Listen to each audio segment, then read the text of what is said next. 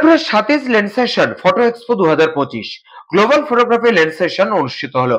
New Barrackpore Kolkata Satish lens session federation of Indian ফটোগ্রাফির অধীনে নিবন্ধিত photography club wizard house new ব্যারাকপুরে 1 ও 2 ফেব্রুয়ারি ফটো এক্সপো একটি গ্র্যান্ড গ্লোবাল ফটোগ্রাফি প্রদর্শনী সফলভাবে আয়োজন করে। এই প্রদর্শনীটি চলে বিকেল 4টা থেকে রাত 8টা পর্যন্ত। নিউ ব্যারাকপুরের Satish lens session photo expo 2025 global photography lens session অনুষ্ঠিত হলো। নিউ ব্যারাকপুরে 1 এবং 2 ফেব্রুয়ারি অনুষ্ঠিত হলো global photography exhibition. New Barrackpore Kolkata Satish lens session federation of Indian ফটোগ্রাফির অধীনে নিবন্ধিত photography club wizard house new ব্যারাকপুরে 1 এবং 2 ফেব্রুয়ারি ফটো এক্সপো একটি গ্র্যান্ড গ্লোবাল ফটোগ্রাফি প্রদর্শনী প্রদর্শিত হয় সফলভাবে।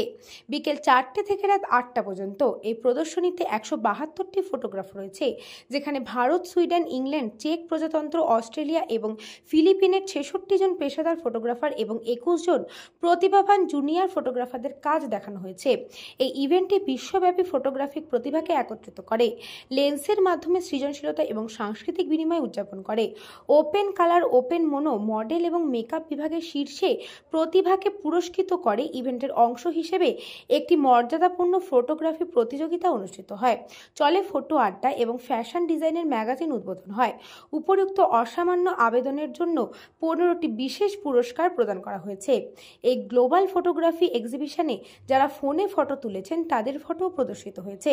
তাদেরকে উৎসাহ দিতে ফোন ফটোগ্রাফি তুলে ধরেছেন।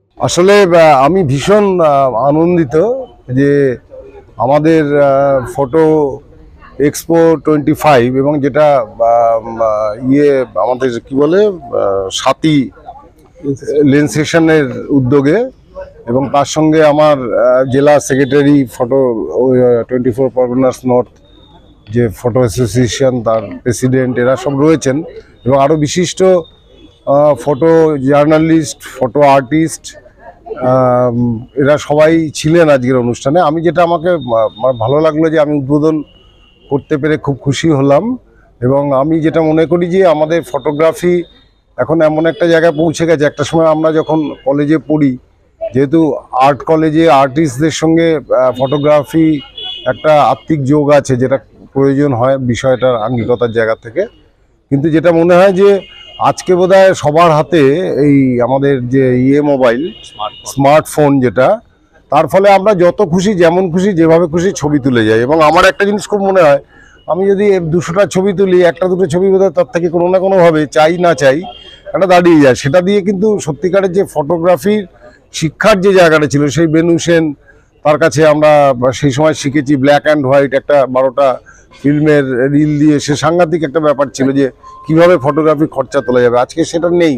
তা সত্ত্বেও কিন্তু আমার ব্যক্তিগতভাবে মনে হয় ফটোগ্রাফি নিয়ে আমাদের নববারাকপুরে বিশেষত আমি বলতে পারি সেইভাবে একটা ভাবনা চিন্তা বা সেটাকে আরও বিকশিত করবার ক্ষেত্রে যে চর্চা বা জায়গা, সেটা অনেকটা কম। এবং এই সাথী লেন্স সেশন যে কাজটা করছে ওরা সবাই মিলে, এই কাজটা আমার মনে হয় ওদের খুব বড় একটা কাজ করছে এবং ক্রিয়েটিভিটির জায়গা থেকে মানে সৃষ্টিশীল জায়গা থেকে এই ধরনের কাজ আরও বেশি করে হোক এবং আমি সর্বদাই তাদের পাশে যদি একটু থাকতে পারি আমার ভালো লাগবে। আমি সে কথা বলেছি, এইটুকুই আর কি। এবং এটা খুব বড় উদ্যোগ, ভালো জায়গা এবং মানুষ শুধু মোবাইলে ছবি তোলা নয়, ছবিটাকে ছবির মতো করে আলো ছায়া, তার কম্পোজিশন, তার অন্যান্য বিষয়গুলোকে নিয়ে যদি ছবিটা একটু তোলার চেষ্টা করেন তাহলে মনে হয় অতি সহজেই অনেক ভালো ছবি তৈরি হতে পারে। দেখুন, আমি চাই শুধু ফটোগ্রাফাররা না, অনেক সাধারণ মানুষের মধ্যে যাদের ফটোগ্রাফিক ট্যালেন্ট আছে তারাও এগিয়ে আসুক।